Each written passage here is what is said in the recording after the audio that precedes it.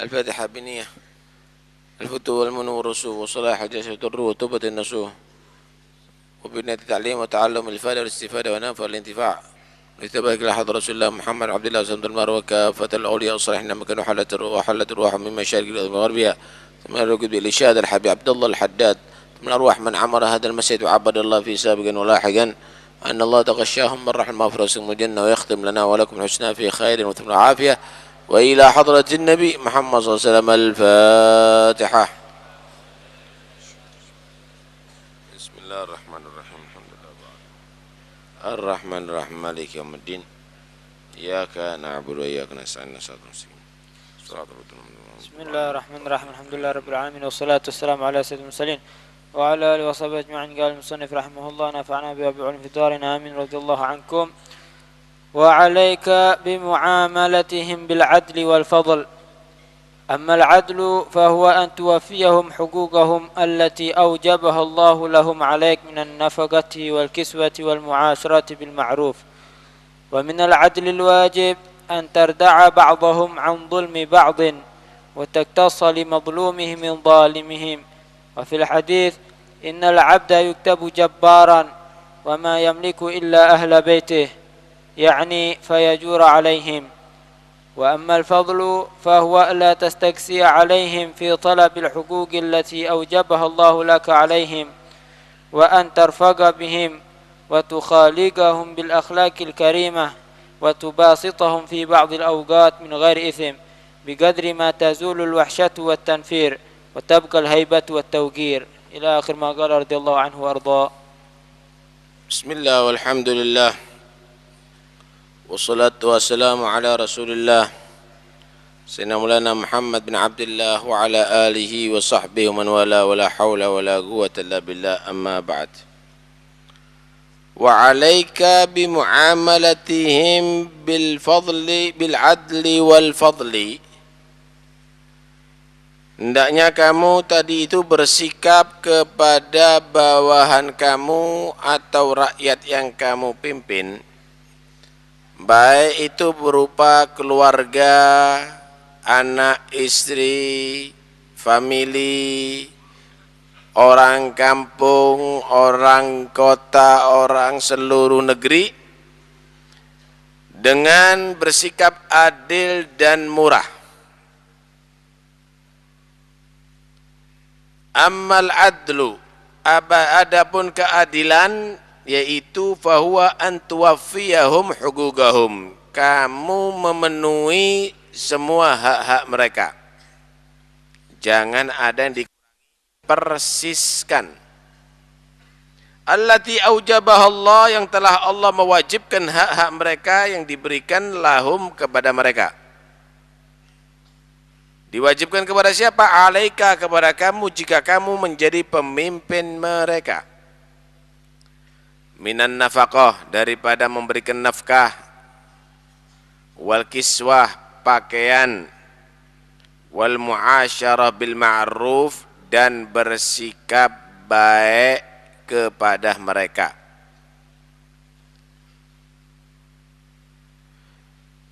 Antara anak jangan ada dibeda-bedakan. Antara keluarga jangan dibeda-bedakan. Sawu bainal aulad fil atiyah, kata Nabi, yang sama kalau ngasih anak. Jangan karena anak laki dikasih lebih banyak daripada anak perempuan. Jangan karena yang lebih kecil lebih banyak daripada yang laki, daripada yang tua, atau yang tua lebih banyak daripada yang kecil. Jangan, samakan. Sawu bainal auladi fil atiyah. Walau kuntu mufaddilan ala ahadin lafaddaltun nisa. Kalau seandainya aku mau memberikan keunggulan di antara anak-anak, maka aku nyatakan perempuan lebih banyak. Tapi karena yang diperintahkan oleh Allah itu harus adil, harus sama, ya sama. Kenapa orang-orang Arab dulu itu perempuan tidak dihargai, kurang dihargai, kurang dihormati, sehingga bahkan warisan pun nggak dibagai, nggak dikasih, apalagi hadiah. Alhasil laki-laki, malah perempuan itu dianggap aib. Kalau punya anak perempuan dianggap itu adalah aib. Datanglah ajaran Islam yang menghargai itu perempuan. Enggak boleh. Saking merekanya menganggap aib kalau punya anak perempuan, pilihannya satu di antara dua. Tetap dipiara tapi malu sama orang sekitarnya karena menjadi bahan ejekan. Kenapa? Masa depan anaknya calon pelacur. Masa depan anak wanitanya adalah calon main-mainan seksual laki-laki. Malu dia menjaga aib itu, atau dengan teganya dia tadi itu mengubur hidup-hidup.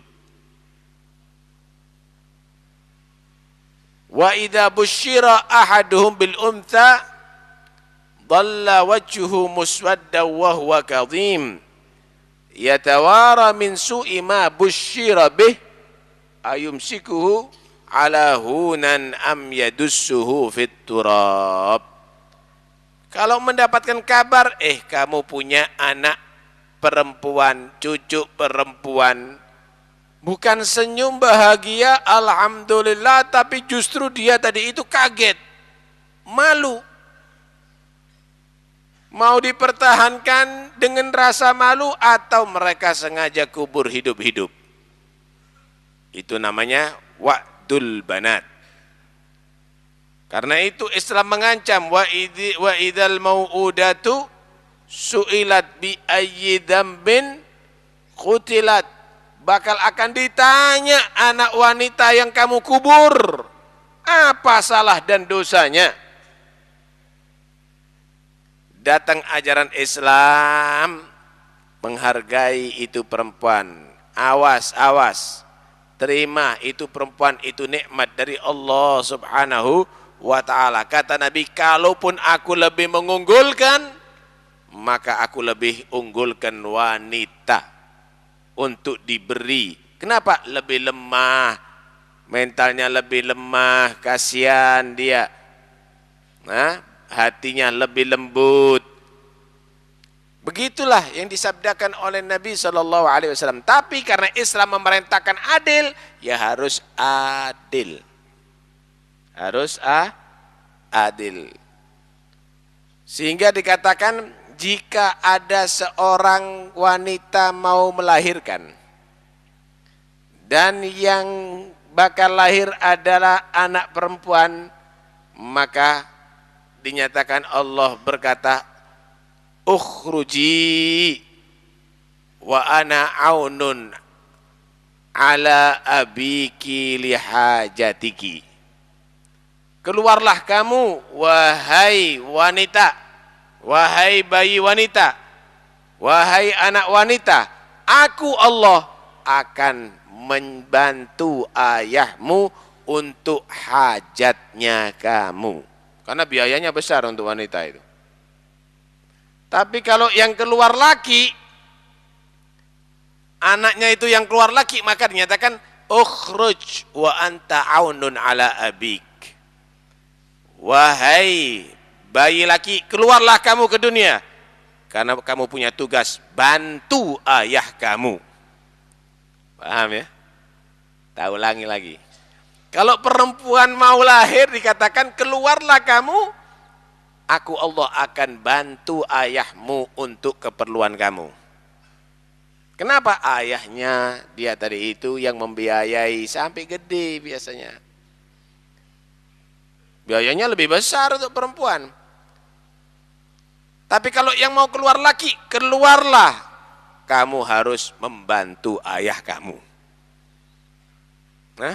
Begitu Islam memperhatikan wanita. Karena itu jangan ada yang membeda-bedakan untuk bersikap kepada anak. Laki wanita harus dihormati. Harus dia tadi itu diperhatikan. Minimal haknya mereka. Hukuk penuhi.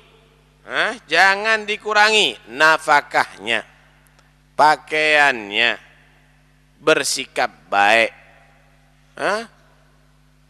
Kalau kamu tadi itu misalnya mencium anak kamu, ya cium yang lainnya, si cidok sing liyane. Diselentik misalnya. Ya enggak benar. Bersikaplah sama terhadap anak-anak kamu, muasyarah bil ma'ruf. Wa minal adlil wajib, termasuk adil yang wajib, antar da'a ba'dahum an dhulmi ba'd, kamu melindungi sebagian keluarga kamu daripada kezaliman sebagian. Jangan dibiarkan karena adiknya kecil ditandangi sama kakaknya, dibiarkan terus no keplaken. Kamu harus melindungi. Antara saudara juga demikian, kamu harus melindungi. Jangan dibiarkan saling memakan satu sama lain. Ini bukan keluarga hiu yang satu sama lain saling memakan, tapi ini adalah keluarga manusia yang beriman. Mereka harus diajarkan untuk saling membantu satu sama lain. Dalam satu hadis Nabi sallallahu alaihi wasallam bersabda, "Laisa minna man lam yarham saghirana wa yuwaqqir kabirana." Bukan termasuk golongan umatku yang tua tidak rahmat kepada yang kecil tidak hormat kepada yang tua. Wa taqtasli madlumihim min zalimihim, termasuk bagian keadilan yang wajib bagi orang tua atau bagi pemimpin keluarga menghukum kepada orang yang zalim di antara mereka kepada yang madlum. Kalau misalnya asal tempeling kepada saudaranya, panggil, cambuk tangannya, dalam arti mengajar untuk mendidik mereka. Ini tangan tidak benar.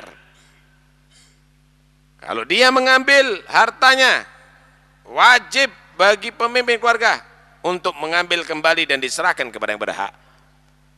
Terus demikian sehingga betul-betul kamu menjadi pemimpin di rumah tangga kamu yang adil. Karena itu dalam satu hadis Rasulullah sallallahu alaihi wasallam bersabda, "Innal abda yuktabu jabbaron." Ada seorang hamba, seorang manusia, dia dicatat di sisi Allah orang jahat, penjahat, padahal orang biasa. Wa ma yamlik illa ahla baiti, dia enggak memiliki apa-apa, enggak memiliki pegawai, dia tidak memiliki budak sahaya, yang dipunyai anak-anaknya, keluarganya, tapi dia dinyatakan jahat. Kenapa? Yakni fayajur alaihim, karena bersikap zalim, tidak adil terhadap mereka. Hati-hati loh. Walaupun itu anakmu, kamu tadi itu adalah bisa dinyatakan zalim kepada mereka. Hati-hati.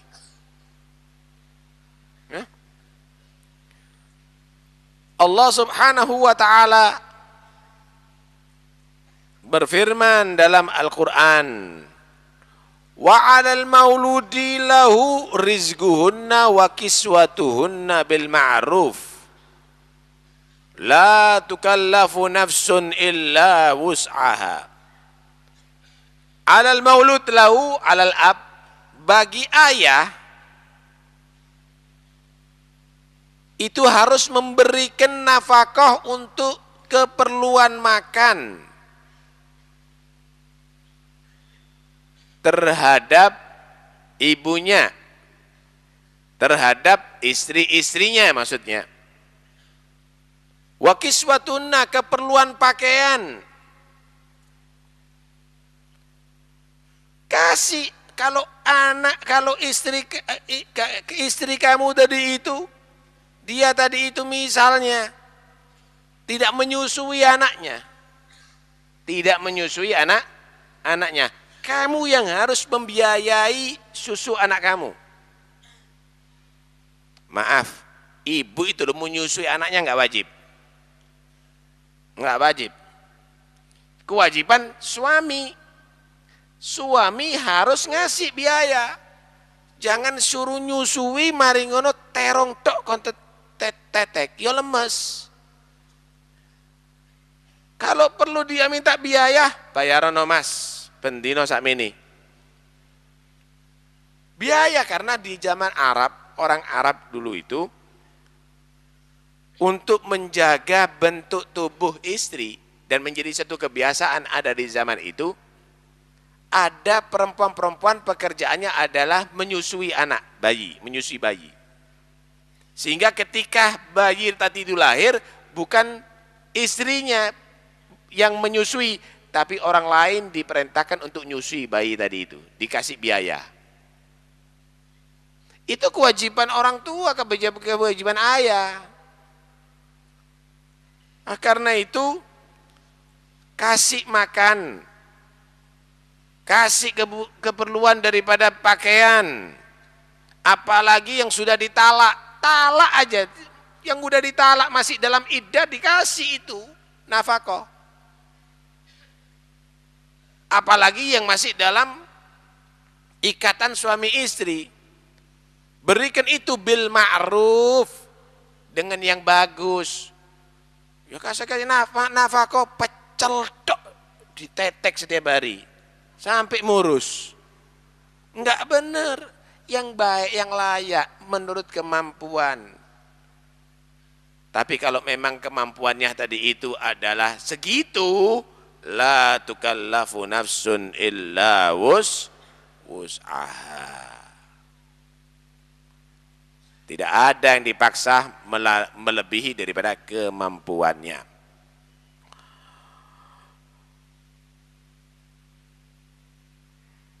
Dalam satu hadis Nabi sallallahu alaihi wasallam bersabda, dinarun anfaqtahu fi sabilillah wa dinarun anfaqtahu fi ragabah wa dinarun tasaddaqta bi ala miskin wa dinarun anfaqtahu ala ahlik a'zamuha ajran alladhi anfaqtahu ala ahlik. Rawahu Muslim. Nih, penting sekali.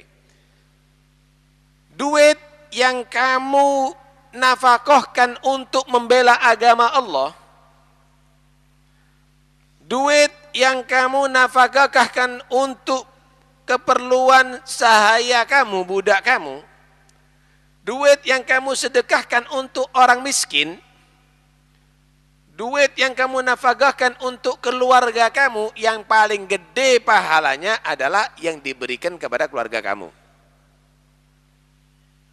Yang diberikan kepada keluarga kamu.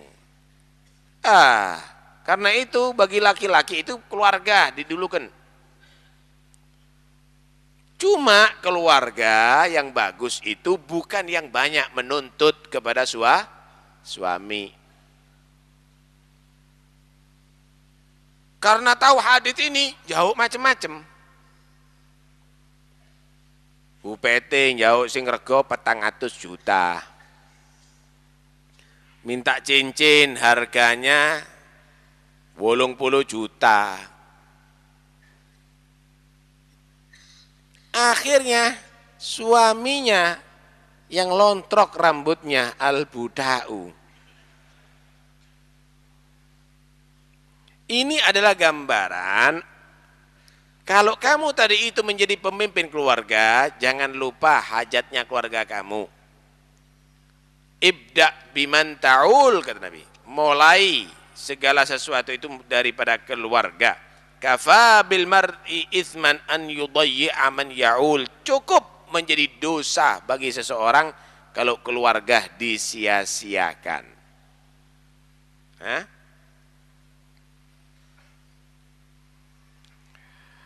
Hadirin sekalian rahmati Allah, itu adalah perbuatan yang adil. Amal fadlu, adapun kalau kamu itu bermurah hati kepada keluarga, khususnya kepada anak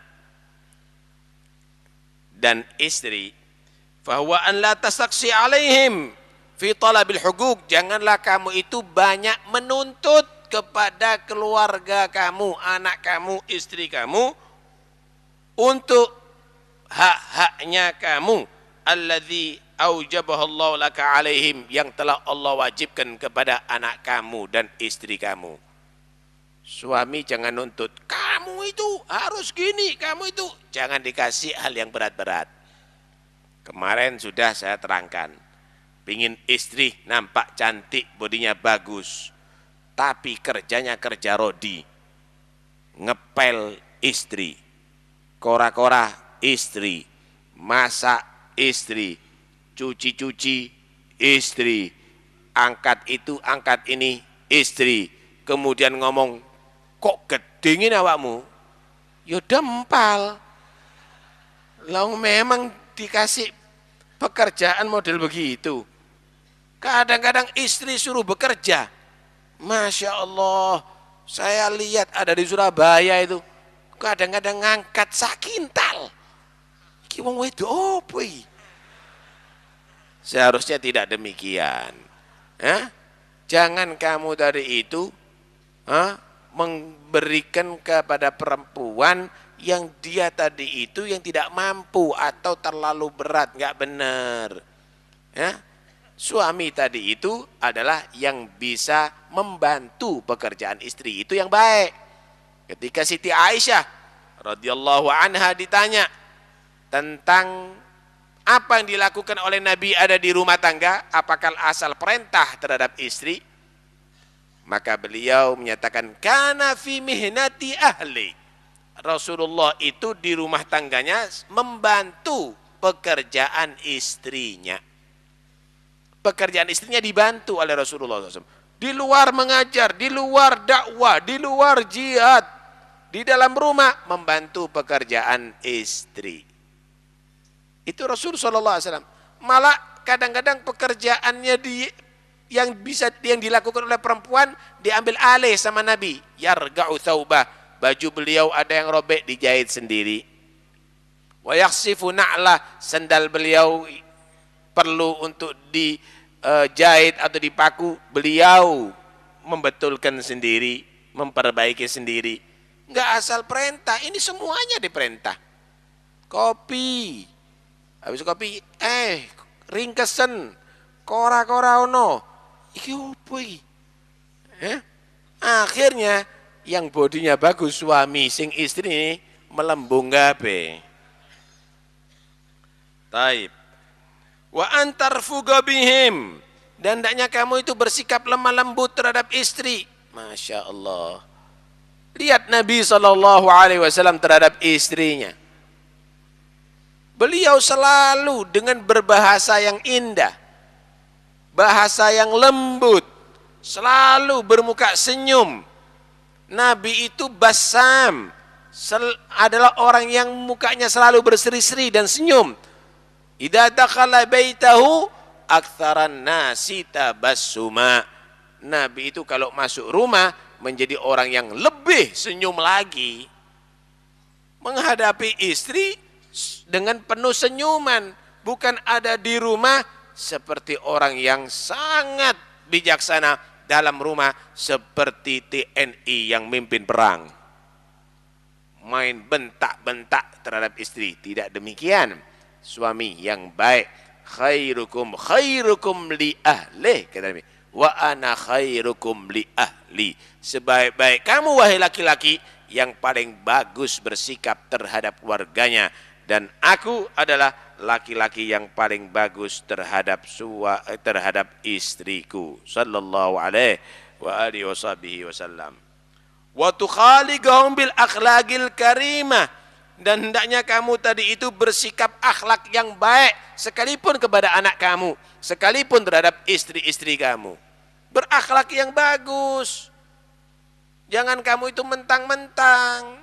Anak dibilang anjing. Anjing kamu, kera kamu. Akhirnya dicakar bapak. Salah mulutnya sendiri.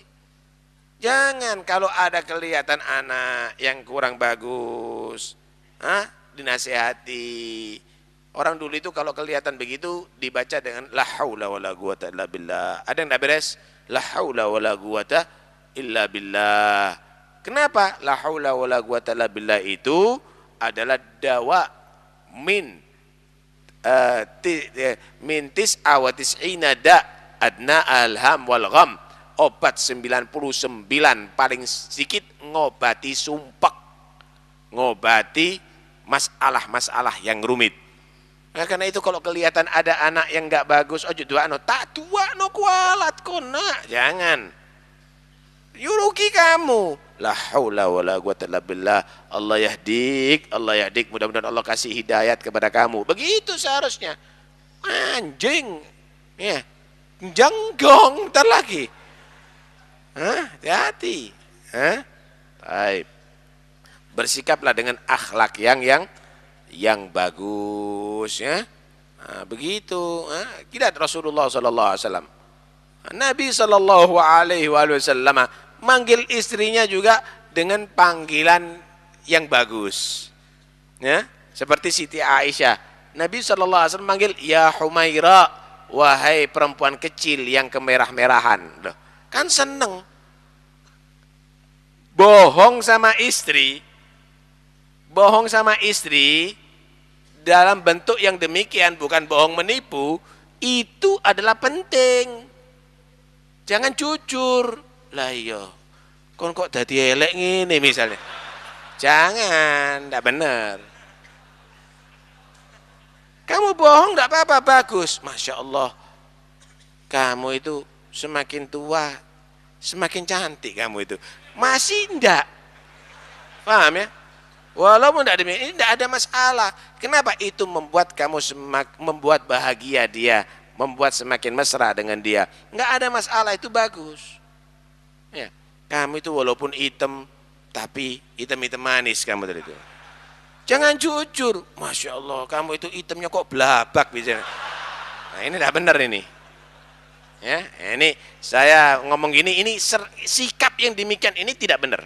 Ya, sikap yang demikian ini tidak benar. Tubasitu tu'akhaliquhum bil akhlaqil karimah. Kamu berakhlak yang baik terhadap istri kamu, terhadap anak kamu. Terhadap anak kamu berakhlak yang baik. Orang-orang dulu tadi itu, Masya Allah, enggak pernah kita mendengarkan bicara yang tidak benar dari itu. Wa tubasituhum fi ba'dil awqat. Kadang-kadang ajak bergurau begitu loh.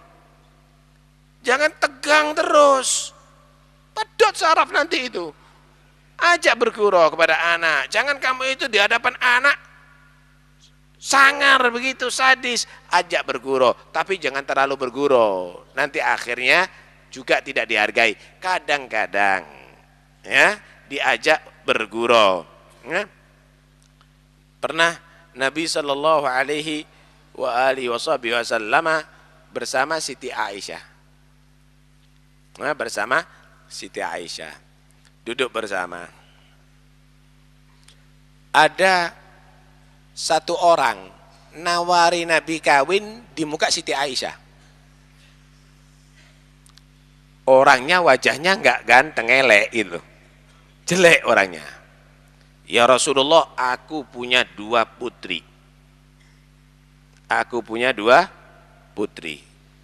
Kawinin ya Rasulullah salah satu di antara mereka. Putri kamu cantik, kata Nabi, di muka Siti Aisyah.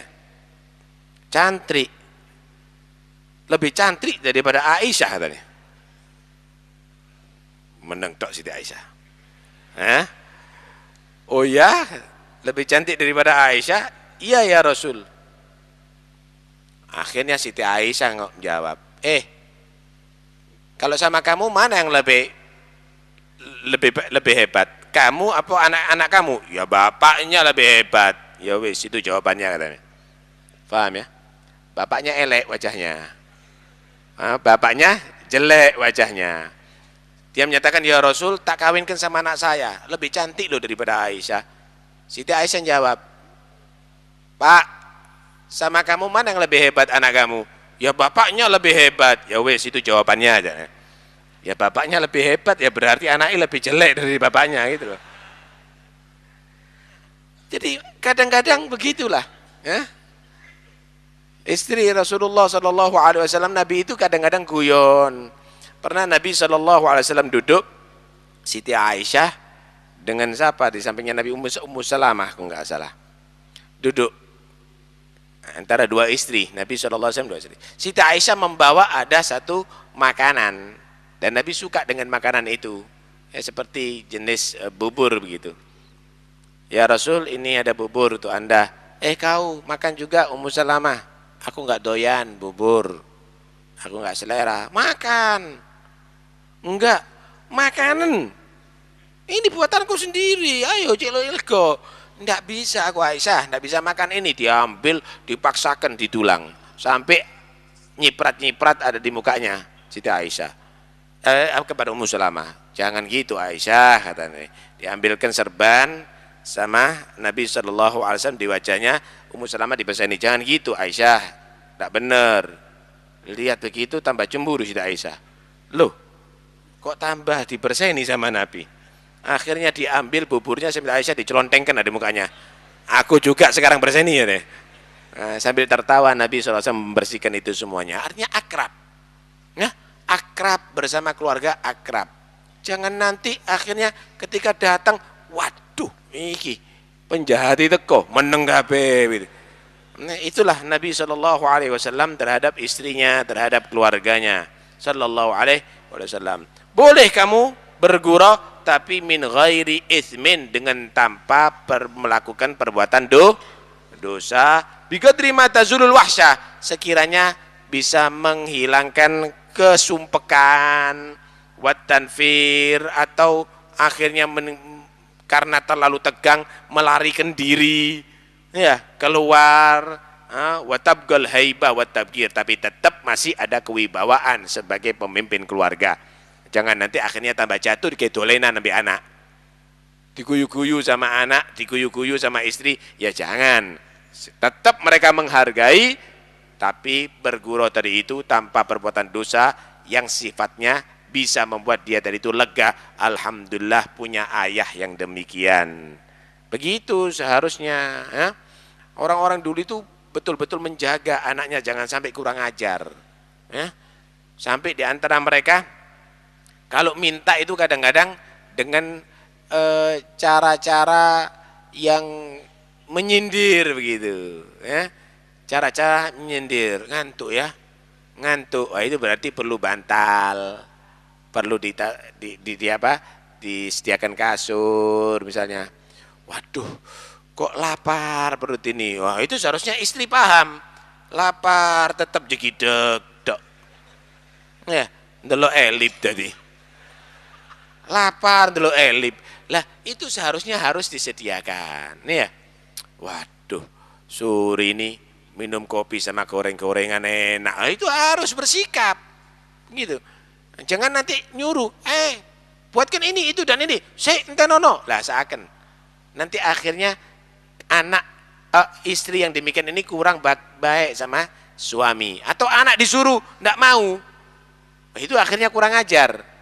Nah, itu akhirnya kurang ajar, karena itu perlu sikap yang bijaksana daripada orang tua kepada anak, daripada suami terhadap istri.